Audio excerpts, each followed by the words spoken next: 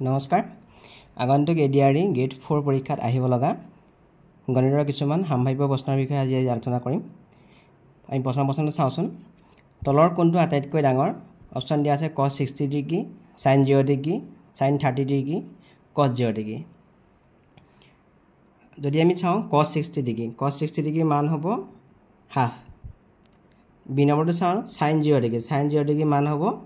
0 তেনেকৈ sin 30 degree মান হ'ব হাফ cos 0 ডিগ্ৰী মান হ'ব 1 গতিকে আটাইতকৈ ডাঙৰ বুলি ক'লে আমি কোনটো হ'ব option D to cos 0 degree equal to 1 গতিকে ইয়াৰ শুদ্ধ অপচন হ'ব অপচন ডি দুই নম্বৰ প্ৰশ্ন যদি sin থিটা ইকুৱেল টু 3/5 হয় তেন্তে 1 tan স্কয়াৰ থিটাৰ মান হ'ব sin থিটা ইকুৱেল টু 3/5 আমি জানো যে sin থিটা ইকুৱেল টু p/h আমাৰ ইয়াত দিয়া আছে 3/5 তাৰ মানে সমকোণী বস্তু যদি আমি আঁকি লওঁ এই কোণটো যদি থিটা হয় তেতিয়াহ'লে পাৰপেন্ডিকুলাৰ হ'ব 3 আৰু হাইপোটেনিউজ হ'ব 5 লম্ব হ'ব 3 আৰু কৰ্ণ হ'ব ইয়াৰ 5 একক তেতিয়াহ'লে আমাৰ ভূমি মান হ'ব এতিয়া বেছৰ মান হ'ব √5² - 3² হাইপোটেনিউজ স্কয়াৰ মাইনাছ লম্ব স্কয়াৰ 5² কৰিলে 25 হ'ব 3² কৰিলে 9 হ'ব মানে 16 16 হোল স্কয়াৰ কৰিলে হ'ব 4 হোল স্কয়াৰ কৰিলে 16 হ'ব গতিকে 16 ৰ বৰ্গমূল হৈ গ'ল 4 গতিকে বেছৰ মান পালো আমি 4 এতিয়া আমি যে 1 tan স্কয়াৰ থিটা 1 tan স্কয়াৰ থিটা ইকুৱেল টু sec স্কয়াৰ থিটা আমি এই বস্তুৰ পৰা আমি sec থিটাৰ মান পাম sec থিটাৰ মান h/b ইয়াত হাইপোটেনিউজ হৈ গ'ল 5 আৰু বেছ হৈ গ'ল 4 গতিকে ইয়াৰ আনসাৰটো হ'ব 1 tan স্কয়াৰ থিটাৰ মানটো হ'ব sec স্কয়াৰ থিটা গতিকে sec থিটাৰ মান আমি 5/4 পালো গতিকে sec স্কয়াৰ থিটা আমি যদি বৰ্গ কৰোঁ ইয়াক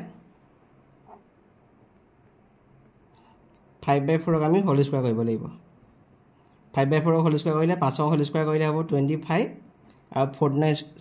হোল স্কয়াৰ কৰিলে হ'ব 16 আনসাৰটো হ'ব 25/16 এটা সি নম্বৰটো ইয়াৰ শুদ্ধ উত্তৰ হ'ব যদি √2401 x²/4 হয় তেন্তে x ৰ মান হ'ব আমি প্ৰথমতে 2401 ইয়াৰ আমি বৰ্গমূল কিমান হয় আমি চাই লম 2401 আমি যদি হাতেৰে হৰণ কৰোঁ 7 3 * 21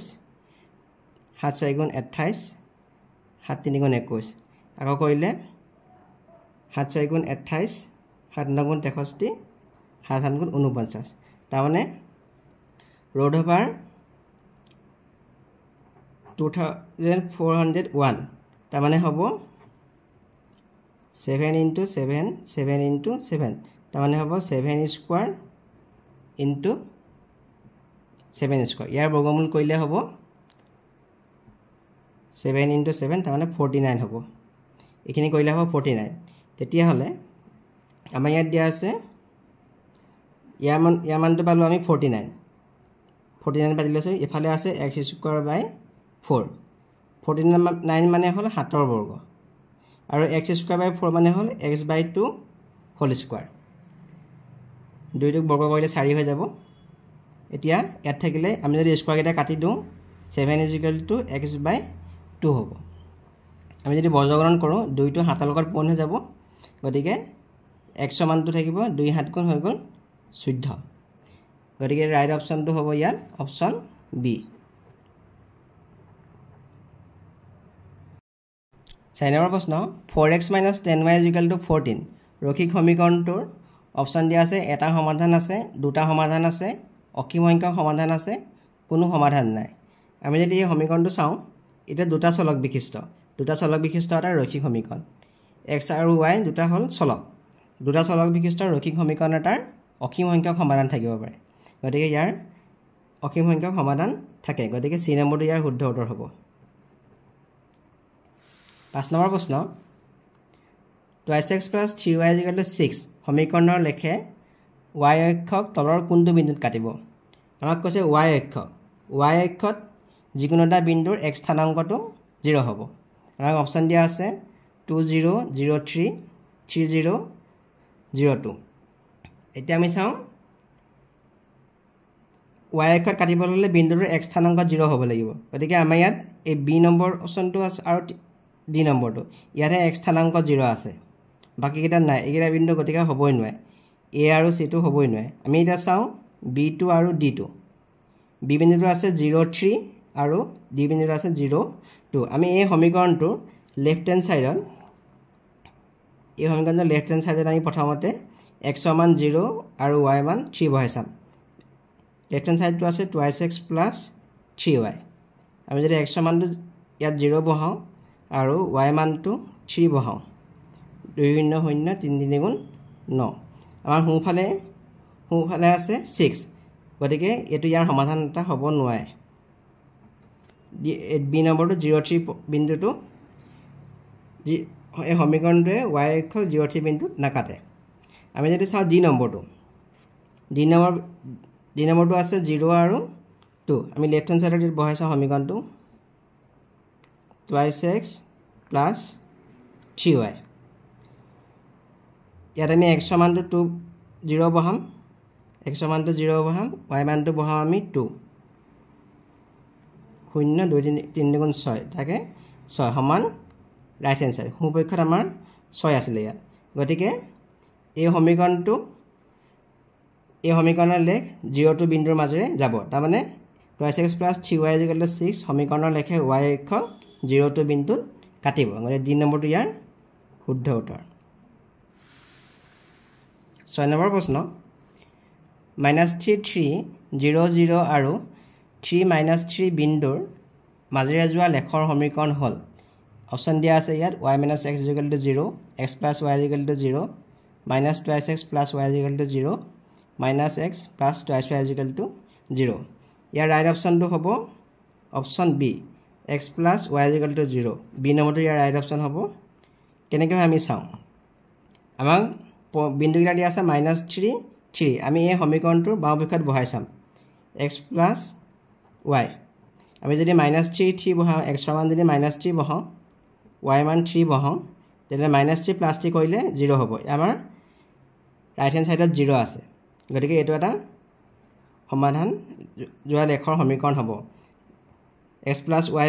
= 0 সমীকৰণৰ লেখ 3 -3 0 বিন্দু -3 3 বিন্দুৰ মাজেৰে যাব আমি যদি 0 0 চাওঁ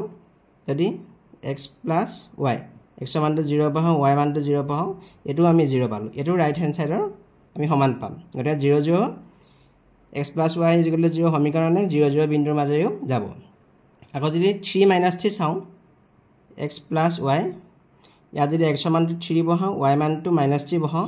এতিয়াও আমাৰ কি হ'ল আমি ৰাইট হ্যান্ড সাইডৰ 0 পালো গতিকে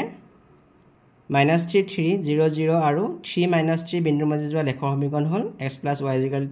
0 বি নম্বৰটো ইয়াৰ শুদ্ধ উত্তৰ ইয়াৰ পিছৰ প্ৰশ্ন চাওঁ যদি 1:3 = 1/3/2 x হয় তেন্তে x ৰ মান হ'ব অপচন দিয়া আছে 1 3 4/1 5 1:3 মানে হ'ল 1/3 1/3/2 মানে হ'ব 3 3 5 3/5 x মানে হ'ল 1/3 5/3 / x হ'ব এতিয়া বৰ্গগুণন হ'ব x ৰ লগত 1 টো পূৰণ হ'ব আৰু 3 টো 5/3 লগত পূৰণ হ'ব যদি আমি 1 ৰ লগত x টো পূৰণ কৰোঁ আৰু 3 টো 5/3 লগত 3 টো পূৰণ হৈ যাব তেতিয়া 3 এ দিনে কটাকটি গুচি গ'ল আমাৰ থাকিলে x ৰ মানটো থাকিলে 5 ডি নম্বৰটো ইয়াৰ শুদ্ধ উত্তৰ হ'ব আমি ইয়াৰ সমীকৰণটো পাতি লওঁ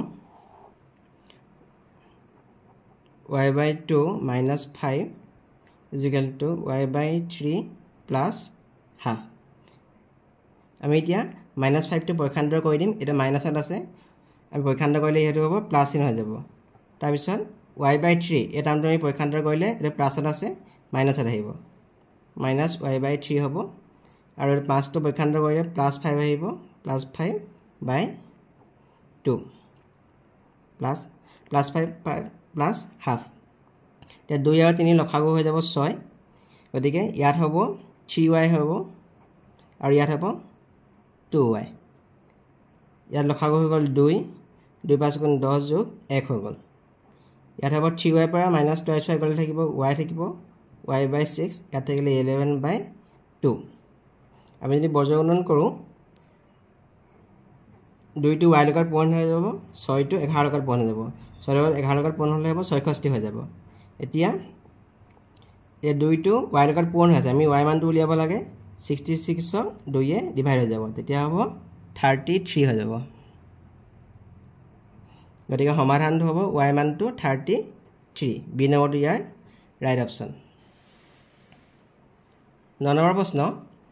60টা বস্তুৰ বেচা দাম 50টা বস্তুৰ কিনা দামৰ সমান লাভৰ শতাংশ হ'ব অপচন দিয়া আছে 40% 20% 30% 10% আমি যদি ধৰো এইটো এক্সটা বস্তুৰ বেচা দাম yটা বস্তুৰ কিনা দামৰ সমান তেতিয়াহ'লে লাভৰ শতাংশ হ'ব x - y/y * 100% এটো হ'ল ইয়াৰ সূত্ৰ এক্সটা বস্তুৰ বেচা দাম yটা বস্তুৰ কিনা দামৰ সমান হ'লে লাভৰ শতাংশ হ'ব x - y/y * 100% মানে ইয়াত দিয়া আছে 60টা বস্তু গতিকে x ৰ মানটো হ'ব 60 50টা বস্তুৰ কিনা দাম গতিকে y মানটো হ'ব 50 বাই y মানে হ'ব 50 * 100% 60 পৰা 50 গ'লে 10 থাকিলে তলত থাকিলে 50 100% 50 যদি আমি 100 কাটো 2 থাকিব তেতিয়াহ'লে 10 * 2 সমান 20% গতিকে লাভৰ শতাংশ হ'ব 20% বি নম্বৰটো ইয়াৰ ৰাইট অপচন হ'ব 10 নম্বৰ প্ৰশ্ন এটা মোবাইলৰ দাম 5000 টকা 25% লোকচান কৰি মোবাইলটো বিক্ৰী কৰা হ'ল মোবাইলটোৰ বেচা দাম হ'ব মোবাইলটো 25% লোকচান কৰি বিকিলে মোবাইলটোৰ দাম আছিল 5000 টকা গতিকে লোকচান হ'ব লোকচান কিমান হয় আমি উলিয়াই লওঁ ফাৰ্ষ্টে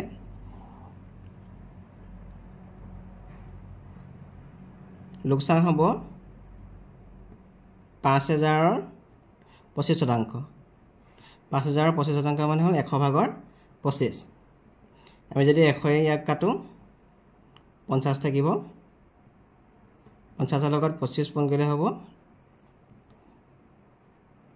1250 টকা হৈ গ'ল লোকচান মোবাইলটো কিনাৰ দাম আছিল 5000 টকা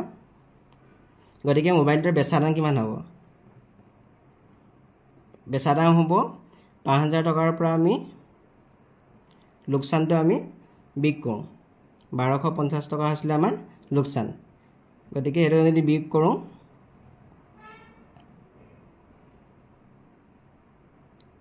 3750 টকা মোবাইলটো বিকি দিলে 3750 টকা গতিকে জি নম্বৰটো ইয়াৰ ৰাইট অপচন হ'ব যদি x² = 0.0625 হয় তেন্তে 4x + 5 ৰ মান হ'ব আমি যদি 0.25 * 0.25 কৰোঁ পূৰণ কৰিলে আমি পাম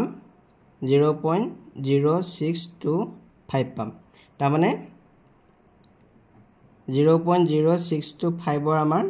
বৰ্গমূল হৈ যাব 0.25 হোল স্কয়াৰ তাৰ মানে 0.25 হ'ব এমাক কৈছে x² = 0.0625 x² = 0.0625 তেতিয়াহ'লে আমাৰ x ৰ মানটো হ'ব √0.0625 0.0625 মানে হ'ব 0.25 আমি এটো পাইছো ইয়াত আমাক উলিয়াব কৈছে 4x + 5 আমি যদি ইয়াত পাতো 4x + 5 x ৰ মানটো আমি পালো 0.25 + 5 4 লগত যদি আমি 0.25 কৰোঁ পূৰণ কৰিলে আমি পাম 1 + 5 যোগ কৰিলে হ'ব 6 গতিকে আনসাৰটো হ'ব 6 C নম্বৰটো ইয়াৰ ৰাইট অপশ্যন 12 নম্বৰ প্ৰশ্ন root over 0.09 plus 0.16 plus 0.0144 মান হ'ব root over 0.09 তাৰ মানে হ'ব 0.3 into 0.3 ইয়াৰ বৰ্গ তাৰ মানে হ'ব 0.3 হোল স্কয়াৰ এতিয়া বৰ্গমূল চিহ্নটো স্কয়াৰ আমি কটাকটি কৰিলে হ'ব 0.3 root over 0.09 মানে হ'ব 0.3 তেনেকে root over 0.16 তাৰ মানে হ'ব 0.4 into 0.4 এটো কৰিলে হ'ব 0.4 হোল স্কয়াৰ তাৰ মানে হ'ব 0.4 root over 0.16 মানে হ'ব 0.4 আকৌ যদি আমি চাওঁটো 0.0144 ইয়াৰ মানটো হ'ব 0.12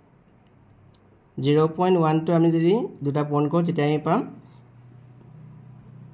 0.0144 তাৰমানে ইয়াৰ মানটো হ'ব 0.12 আমি যদি তাৰ তিনটা যোগ কৰো 0.3 0.3 0.4 আৰু 0.12 ইয়াত আমি 0 0 দি লৈছো যোগ কৰিলে হ'ব 28 0.82 আনসাৰটো হ'ব D2 0.82 13 নম্বৰ প্ৰশ্নটো কৈছে 0.005 divided by 1.5 ৰ মান হ'ব আমি ইয়াত পাতি লম 0.005 divided by 1.5 0.005 মানে 5 by তুমি চাও 1.5 মানে হ'ব 15 by 10 এতিয়া যদি আমি ইয়াত পূৰণ দিও পিছৰ ভগ্নাংশৰ প্ৰতিক্ৰম হ'ব প্ৰতিক্ৰমে আমি পূৰণ কৰিব লাগিব ইয়াৰ প্ৰতিক্ৰম 15 by 10 ৰ প্ৰতিক্ৰম হ'ব 10 by 15 এতিয়া যদি আমি কটাকটি কৰো 5 3 গুণ 15 আমি 10 যদি আমি 1000 কৰো ইয়াত থাকিলে 100 তাৰ মানে ওপৰত থাকিলে 1 তলত থাকিলে 100 into 3 তাৰনে 1 by 300 হ'ব গতিকে ৰাইট অপচন হ'ব অপচন সি 14 নম্বৰ প্ৰশ্ন 100 আৰু 250 ৰ লসাগু আৰু গসাগুৰ পূৰণফল হ'ব দুটা সংখ্যাৰ লসাগু আৰু গসাগু পূৰণফল লসাগু আৰু গসাগু পূৰণফল সংখ্যা দুটাৰ পূৰণফলৰ সমান সংখ্যা দুটাৰ পূৰণফল সমান গতিকে আমি ইয়াত সংখ্যা দুটা দি আছে 100 আৰু 250 ইয়াৰ লসাগু আৰু গসাগু পূৰণফল হ'ব সংখ্যা দুটাৰ পূৰণফল ইয়াত সংখ্যা আছে দুটা 100 আৰু 250 গতিকে 100 আৰু 250 ক পূৰণ কৰি দিলে আমি লসাগু আৰু গসাগুৰ পূৰণফল পাম এই সংখ্যা দুটাৰ এটো পূৰণ কৰিলে হ'ব 25000 হ'ব গতিকে ৰাইট অপচনটো হ'ব অপচন ডি 15 নম্বৰ প্ৰশ্ন 70 সেন্টিমিটাৰ দৈৰ্ঘ্যৰ তাঁৰডালেৰে এটা সুষম পঞ্চভুজ তৈয়াৰ কৰা হ'ল পঞ্চভুজটোৰ বাহুৰ জোখ হ'ব সুষম পঞ্চভুজ মানে হ'ল ইয়াৰ পাঁচটা বাহু সমান পঞ্চভুজ মানে হ'ল ইয়াৰ পাঁচটা বাহু থাকিব আৰু প্ৰতিটো বাহুৰ সমান 70 সেন্টিমিটাৰ দৈৰ্ঘ্য তাৰ মানে পঞ্চভুজটোৰ পৰিসীমা গোটেই চাৰিসীমাটোৰ দৈৰ্ঘ্য বুলি কৈছে 70 সেন্টিমিটাৰ আৰু পাঁচটা বাহু সমান বুলি কৈছে পাঁচটা বাহু সমান হলে প্ৰতিটো বাহুৰ জোখ হ'ব আমি 70ক আমি যদি 5 হৰণ কৰো 14 সেন্টিমিটাৰ হ'ব গতিকে প্ৰতিটো বাহুৰ জোখ হ'ব 14 সেন্টিমিটাৰ যেহেতু এটা পঞ্চভুজ সেইকাৰণে আমি 5 হৰণ কৰিছো আৰু প্ৰতিটো বাহু সমান মুঠ চাৰিসীমাৰ যোগফল মানে 70 সেন্টিমিটাৰ দিয়া আছে গতিকে 5 হৰণ কৰিলে 14 সেন্টিমিটাৰ হ'ল গতিকে ৰাইট অপচনটো হ'ব অপচন বি